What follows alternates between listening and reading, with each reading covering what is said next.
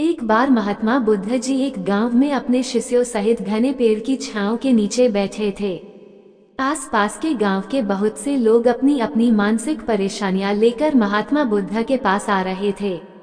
महात्मा बुद्ध उन सब की मानसिक परेशानियों का समाधान देते और उनकी शरण में आए हुए सब लोग खुशी खुशी अपनी समस्याओं का समाधान पाकर वहां से लौट रहे थे। वहीं से कुछ दूर बैठा एक दुखी भिखारी खुद की किस्मत को कोसता हुआ बुद्ध के पास जाने वाले लोगों को देखकर ये सोचने लगा कि अभी कुछ देर पहले तो ये लोग दुखी मन से मुंह लटकाए उन महात्मा के पास गए थे और अब इतना खुश होकर कैसे वापस लौट रहे हैं। आखिर माजरा क्या है? जरा मैं भी तो जाकर देखूं कि वो महात्मा ऐसा कौन सा खजाना बांट रहा है इन लोगों को जो इनके चेहरे खुशी से लाल हो गए। जब वो दुखी भिखारी कुछ नजदीक गया तो उसने देखा कि ये महात्मा तो लोगों को प्रवचन देकर लोगों के दुख का निवारण कर रहे हैं। ये देखकर भिखारी के मन में भी तीव्र इच्छा हुई कि क्यों ना मैं भी अपना दुख इन महात्मा को बता दूं। मुझे भी अपने दुख का समाधान अवश्य मिलेगा। बस फिर क्या था, समाधान पाने की लालसा लिए भिखारी महात्मा बुद्ध के सामने पहुंचा और हाथ जोड़कर प्रणाम करते हुए बोला, हे महात्मा बुद्ध, मैं भी लोगों की मदद करना चाहता हूँ। मेरी बहुत इच्छा है कि मैं लोगों की मदद करूँ, लेकिन मैं मदद करूँ भी तो कैसे? मैं तो बहुत गरीब हूँ, ना तो मेरे पास धन है और ना ही कोई वस्तु जिससे मैं किसी की मदद कर सकूँ। मैं चाहकर भी किसी की मदद नहीं कर सकता। मुझे भगवान ने इतना गरीब क्यों बनाया?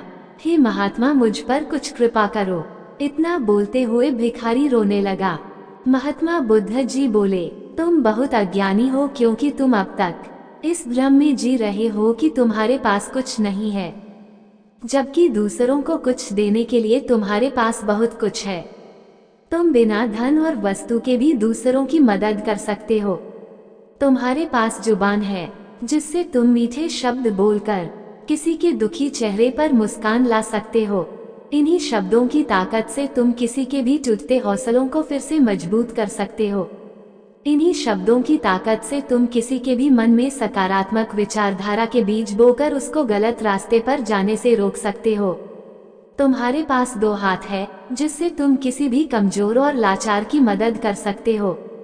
तुम्हारे पास 2 आंखें हैं जिससे तुम किसी अंधे को रास्ता दिखा सकते हो। तुम किसी के लिए दुआ कर सकते हो सकता है तुम्हारी दुआ से किसी के बिगड़े काम फिर से बन जाए।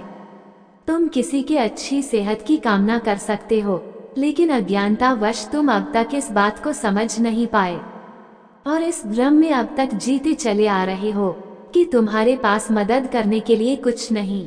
किसी की मदद करने के लिए धन और वस्तु का ही होना अनिवार्य नहीं होता है। बिना धन और वस्तु के भी हम कई प्रकार से लोगों की मदद कर सकते हैं। महात्मा बुद्ध के ज्ञान भरे इन सुंदर वचनों को सुन भिखारी के चेहरे पर मुस्कान आ गई और वो खुशी से झूमता हुआ वहां से चला गया। महात्मा बुद्ध के इन बातों से कितना सुंदर ज्ञान जानने को मिला। आज के समय में ऐसे ही बहुत से लोग हैं जो यही सोच सोच कर दुखी होते रहते हैं कि मेरे पास ये नहीं है, वो नहीं है, बल्कि जो है उसी में संतोष करना सीखो और बिना किसी मतलब के लोगों की मदद करो। इन्हीं से आपको परम सुख की प्राप्ति होगी। दोस्तों, इस संसार में सबसे स्वार्थी प्राणी मनुष्य है, जो अपने सुख के लिए किसी भी हद तक जा सकता है, चाहे क्यों न उसे किसी जीव को कष्ट ही न देना पड़े। धन्यवाद।